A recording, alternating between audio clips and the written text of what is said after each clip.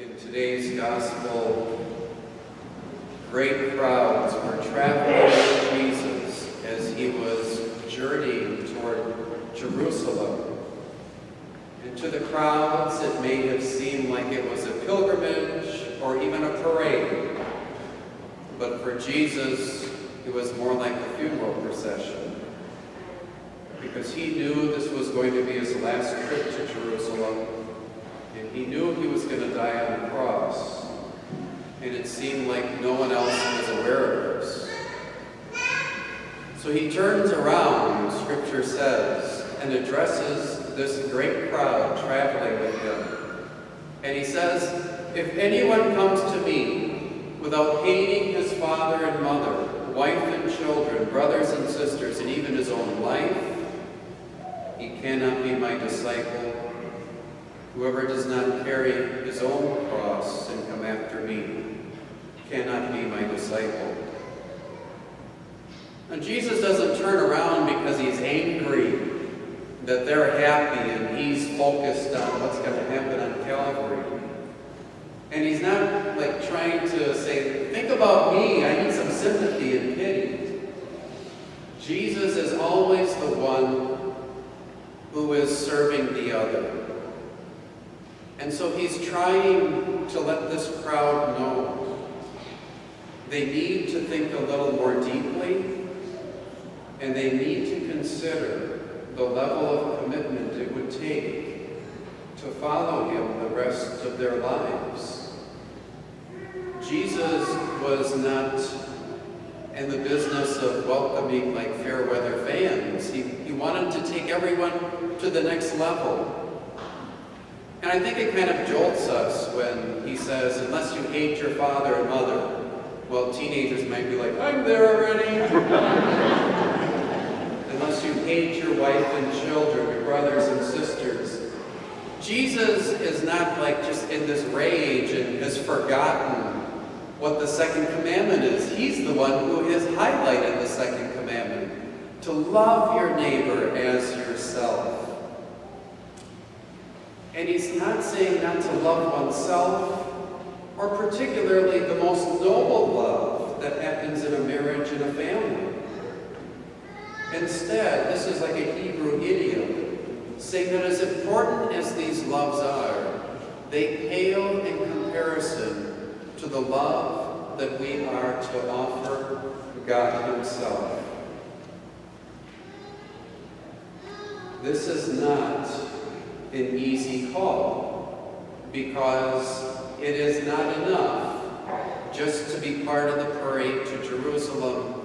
It is not enough just to attend Mass. Tomorrow, actually about 3 o'clock in the morning our time in Rome, Teresa of Calcutta, Mother Teresa, is going to be canonized. And the very next day, for us, Monday, Labor Day, is going to forever be the annual remembrance, the feast day of Saint Teresa of Calcutta. She was born in 1910, and at the age of 18, in 1928, she joined the Sisters of Loreto, a religious community based out of Ireland, and they primarily were school teachers. And in 1946, 1947, she had some intense prayer experiences where Jesus himself she just knew she was hearing the voice of Jesus. And Jesus was asking her to leave the religious community and establish a new one, and to go to India for this purpose and serve the poorest of the poor. And she writes that she didn't want to. It was enough for her to be safe in her community and in her classroom. But Jesus had a different responsibility, a different cross, if you will. And she was actually going to have to take a different way than her religious community if she was going to follow Jesus. And she writes this: how could I follow at Jesus' I have been and am very happy as a Loretto nun to leave that which I love and expose myself to new labors and suffering, which will be great, and to be a laughingstock of so many, especially religious. Who does she think she is, leaving the community and starting something new?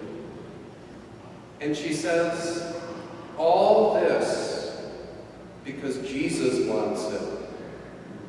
Because something is calling me to leave all and gather the few to live his life and do his work in India.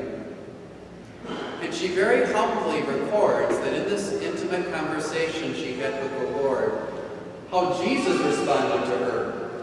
This nun who wanted to stay in the parade, rather than put God's love first, maybe put love in the community and the people she's serving.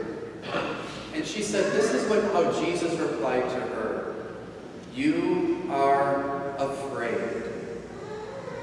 How your fear hurts me. Fear not. It is I who am asking you to do this work for me. Fear not. Even if the whole world is against you and laughs at you, your companions and superiors look down on you, fear not. It is I in you, with you, for you. Only obey. Obey very cheerfully and promptly, without question. Just only obey.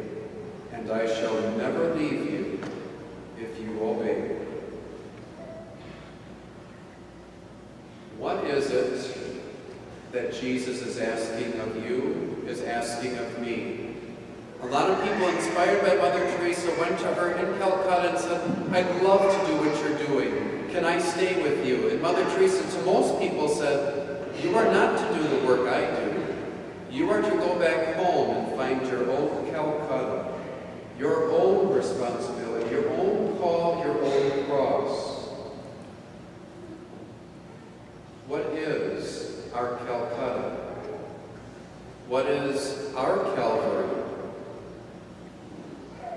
God has a plan for each and every one of us, and it is not limited to attending 4 o'clock Mass at Mary Mother of the Church. It is much greater, and we must obey and do whatever God is asking of us.